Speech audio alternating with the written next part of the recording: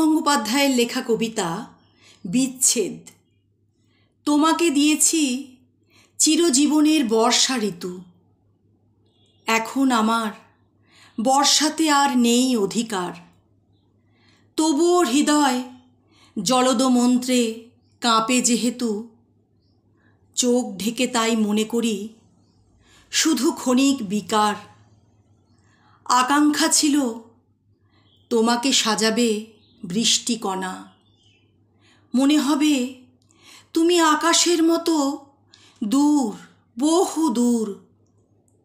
তখনও জানিনি বর্ষণে আছে কি যন্ত্রণা। বিচ্ছেদ আর লাগে না আমার তেমন মধুর।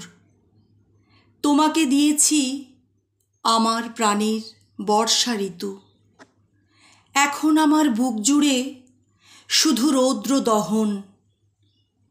কখনো কি আর সাগরে মরুতে বাঁধবে সেতু? মেঘ জবনিকা ছিঁড়ে ফেলে তুমি ছুঁয়ে যাবে মন।